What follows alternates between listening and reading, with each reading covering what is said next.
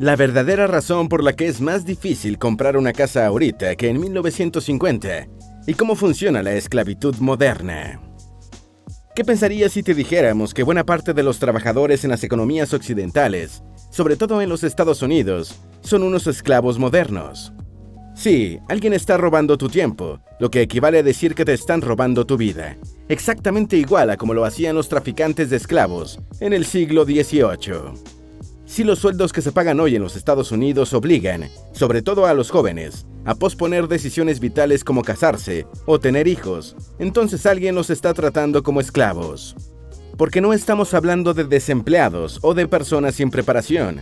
Hablamos de gente que, aunque tiene más de un empleo, no consigue lo suficiente para tener una vida siquiera parecida a la de sus padres y abuelos. ¿Qué sentido tiene trabajar si con ese trabajo no puedes vivir como quieres? Tal vez hay un matiz, porque obviamente un millennial, incluso con un empleo que no le permite comprarse una casa, vive infinitamente mejor que un afrodescendiente en una plantación de algodón en Atlanta hace 200 años. Pero aquí de lo que se trata es de tener un trabajo que permita tener una vida cómoda justo ahora. Ya lo dijo Ben Franklin en su ensayo Consejo para un joven comerciante. Time is money. El tiempo es dinero. Quédate con nosotros para que conozcas por qué hoy, en plena era de digitalización e hiperconectividad, es más difícil comprar una casa que hace 50 o 60 años. Antes de meternos a fondo, no olvides suscribirte a nuestro canal y activar las notificaciones para mantenerte al día con nuestras actualizaciones.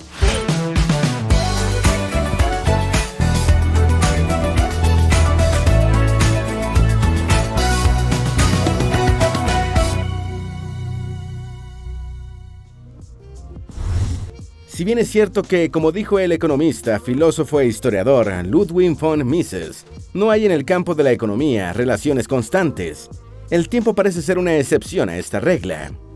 El tiempo es la base de toda actividad económica, y al trabajar, haces dos cosas con el tiempo. Por una parte, le vendes tu tiempo a un patrono si eres un empleado, y por la otra, te aseguras de reunir riqueza justo en el momento en el que eres más productivo, previendo que habrá un tiempo en el futuro en el que lo serás mucho menos. Pero si tu trabajo no te permite comprar una casa, lo que además retrasa a veces indefinidamente todas tus otras decisiones vitales, entonces desperdicias tu constante económica más valiosa. La edad de compra de una casa ha aumentado de 29 a 33 años. Quien compra una casa hoy en los Estados Unidos es más viejo en promedio y tiene más probabilidades de ser soltero de lo que él lo era en los 70 u 80 del siglo pasado. Los datos de la firma inmobiliaria Zillow, el portal inmobiliario, muestran que desde 2015 los estadounidenses alquilan un promedio de 6 años antes de comprar su primera casa. En 1970, ese promedio era apenas de un poco más de 2 años y medio. Este dato por sí solo debería ser suficiente para mostrar cómo unos esclavistas modernos le roban la vida a los trabajadores. Pero eso no es todo. Los mismos datos confirman que a la par de que se compran más tarde y de que no son las familias las que pueden permitirse ese gasto, las pagan mucho más caro. También en los años 70 del siglo pasado, los compradores primerizos pagaban 1.7 de su ingreso anual por un pequeño departamento. Hoy pagan 2.6 veces su ingreso anual mancomunado. Como resultado obvio, alguien joven que se inicia en el mercado laboral no tiene esta capacidad de pago. Por eso no es sorpresa que la edad a la que los adultos jóvenes compran su primera casa se retrase. En el año 2015, la edad promedio del comprador era de 33 años, casi el límite entre la generación millennial. En ese año, el ingreso promedio de esos compradores era de $54,340 que, ajustado por la inflación, es el mismo de quienes compraban una casa por primera vez en los 70. Solo este dato muestra el retraso o la desmejora en los ingresos de la generación más joven, hoy con respecto a los ingresos de hace unas décadas, un aspecto que trataremos más detenidamente al final de esta entrega. Pero no solo eso, lo cuesta arriba que es comprar una casa hoy tiene una incidencia en la conformación de familias jóvenes. A finales de los años 80, el 52% de quienes compraban una casa por primera vez estaban casados. Hoy, menos del 40% lo está. Svenja Gödel, la economista jefe de Zillow, presume la trampa millennial así. Los millennials están retrasando todas sus decisiones vitales importantes, como casarse o tener hijos, por lo que tiene sentido que estén posponiendo comprar una casa. La situación es preocupante, sobre todo porque rompe uno de los pilares del modo de vida estadounidense, el ser propietario de tu propio techo. Pocas cosas como estas son tan propias de los Estados Unidos. La preocupación aumenta porque este sueño americano era posible hace relativamente poco tiempo. Digamos que hasta hace unos 30 años lo era, luego de 4 décadas de expansión. ¿Por qué es más difícil comprar una casa en estos momentos que en 1950? En los Estados Unidos de la segunda posguerra se juntaron un conjunto de medidas legales y políticas que hicieron que el mercado inmobiliario se expandiera como nunca en la historia de ese país. Entre esas medidas destaca el abundante flujo de dinero para préstamos hipotecarios que la banca podía darse el lujo de otorgar a parejas de recién casados, muchas de ellas formadas por soldados que volvían del frente. Hay otros factores, como la intervención del gobierno, la profusa disposición de tierras para edificar y el sesgo racial, que manchaban las leyes inmobiliarias y que perpetuaran la segregación y la pobreza en las ciudades estadounidenses. Y es que el boom inmobiliario de esta época consolidó el suburbio en detrimento de las ciudades y sus abarrotados centros, creando con ello una nueva demarcación en la que los pobres y las minorías ocupaban los depauperados downtowns y los ricos y blancos los suburbios recientemente urbanizados. Todo esto se inscribe en el contexto más amplio del boom de la posguerra, el cual aumentó la población, la expectativa de vida y que hizo de los Estados Unidos el país más rico y poderoso del mundo por varias décadas. El problema es que hoy no existe ninguna de las condiciones que permitieron el boom de mediados del siglo pasado. Para ver cuán cuesta arriba es comprar una casa ahora mismo en este país, tomemos el ejemplo de un maestro que busca comprar su primera casa en San Francisco, una de las ciudades más caras de los Estados Unidos. Con su sueldo promedio de $72,340 anuales, según un reporte del portal Trulia, un maestro del área de la Bahía solo puede pagar menos del 1% de las casas disponibles en el mercado. Y esto es así a pesar de que un maestro en California gana casi $18,000 más que sus colegas de otros estados. Un cálculo de la página web Curvet muestra que con el costo promedio de una casa en $1.6 millones, el pago mensual de la hipoteca alcanza los $7,900. Esto es más del doble que el alquiler que se pagaba el año pasado por un apartamento de una sola habitación. En total, estos pagos hipotecarios suman $94,800 anuales. Con esta cuenta, los maestros, así como legiones de otros empleados públicos, quedan fuera del mercado inmobiliario. Cuando estos datos se comparan con los de la década de los 50 del siglo pasado, la realidad es todavía más desconcertante.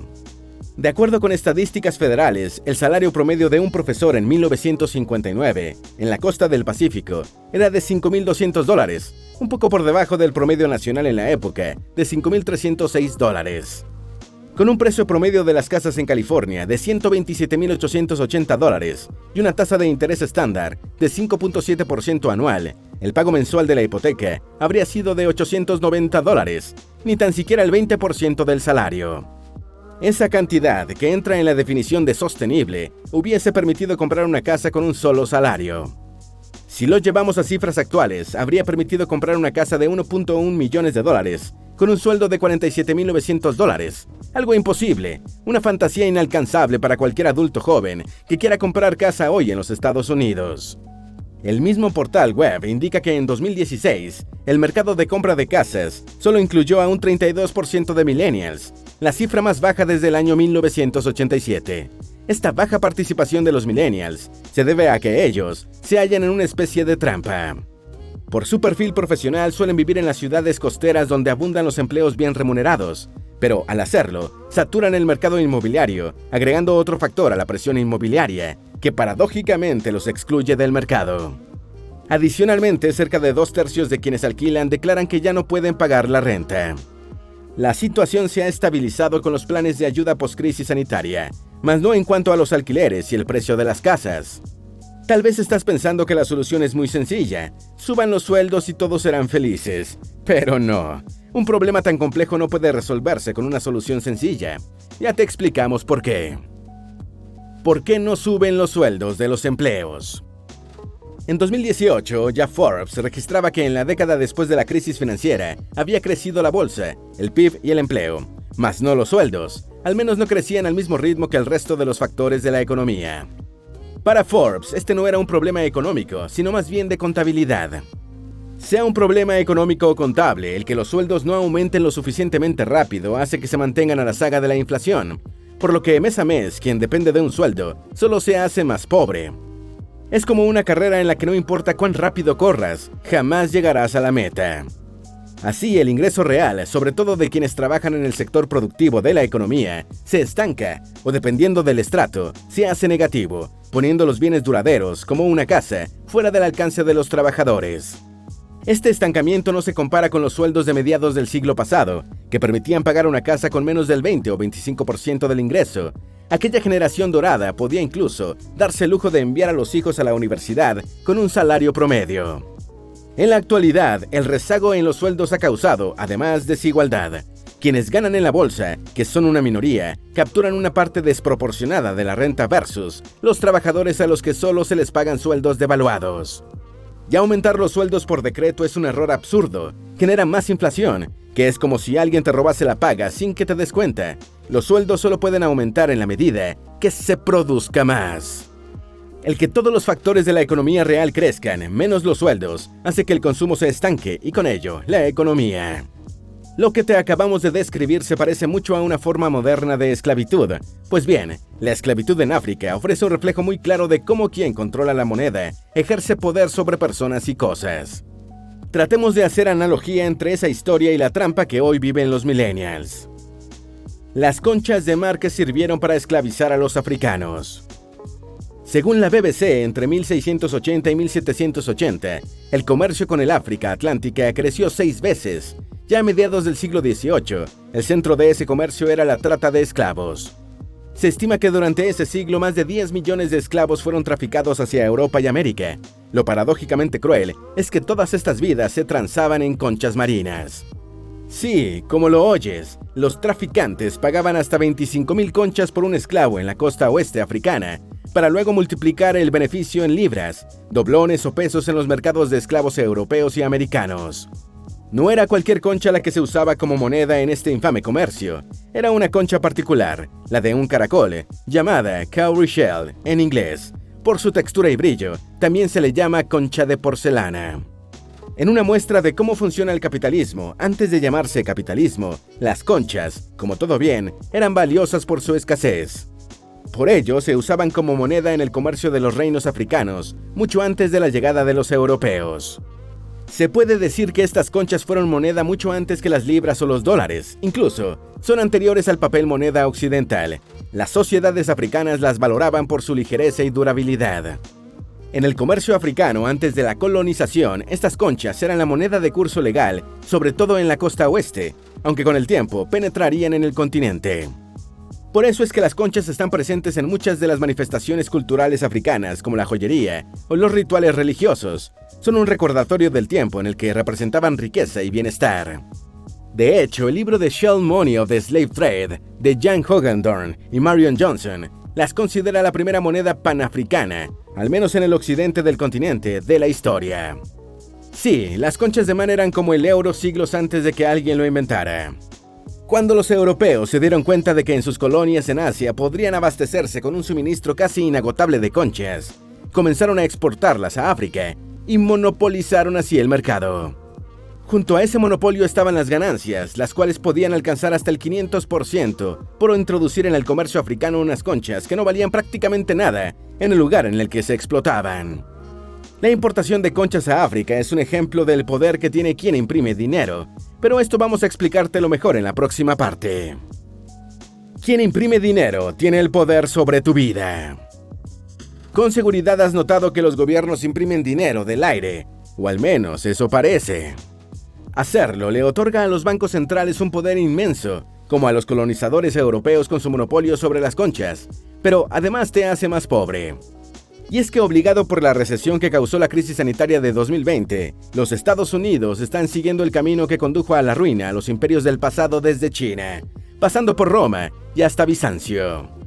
Aunque muchos estadounidenses están agradecidos del cheque que desde el año pasado el tío Sam les da para superar la crisis, lo cierto es que ese mismo cheque podría estar haciéndolos más pobres. Hasta aquí te hemos mostrado cómo el precio de las casas en los Estados Unidos las hace inalcanzables para las generaciones más jóvenes. El que el gobierno imprima dinero causa inflación y esto empuja más hacia arriba en los precios de las casas, del combustible, de la economía, en síntesis, de todo. A medida que los precios suben, también aumenta el tiempo que esta generación tiene que posponer sus decisiones vitales. ¿Cuánto cuesta un año de tu vida? 10,000 bitcoins, $1,000,000. Al obligarte a retrasar años y años al formar una familia o tener una propiedad, el mayor poder de quien imprime dinero es robar la vida de los trabajadores. No importa cuánto te pague tu empleador, si tu sueldo te obliga a vivir peor que como lo hicieron tus padres, es como si te estuviese pagando con conchas de caracol. Tu empleo actual te permite comprarte una casa. Si lamentablemente tu respuesta es no, probablemente entres en la definición de esclavo moderno. Si por culpa de tu trabajo actual te ves obligado a posponer tus decisiones vitales, entonces alguien te está tratando como un esclavo. Trabajas, pero no te paga un sueldo real. O tal vez el problema esté en las políticas habitacionales y quienes controlan el mercado inmobiliario. A fin de cuentas, es este sector el que ha propiciado varias de las crisis de los últimos 40 años. Si buscas más información de cómo empezar a emprender, te apasionan los negocios y las estrategias digitales, si sientes que esto es para ti, pero no sabes qué es lo primero que debes hacer, porque sabemos lo importante que es para ti, tenemos una clase totalmente gratuita de cómo empezar a emprender. La clase gratuita está disponible en creetransforma.com/clase. El enlace está en el primer comentario o en las tarjetas al final de este video. ¿Tienes alguna duda o sugerencia? Haz tu aporte escribiendo en los comentarios y así entre todos nos ayudamos. Esperamos que este video te haya sido útil. Si tienes algo que agregar, por favor, compártelo con nosotros en la sección de comentarios. Dale me gusta a este video y envíale el enlace a tus familiares y a tus mejores amigos para que también sepan acerca de la verdadera razón por la que es más difícil comprar una casa ahora que en 1950 y cómo funciona la esclavitud moderna. Si eres nuevo en nuestro canal, no olvides suscribirte. Recuerda, la vida siempre es mejor creando y dando valor al mundo.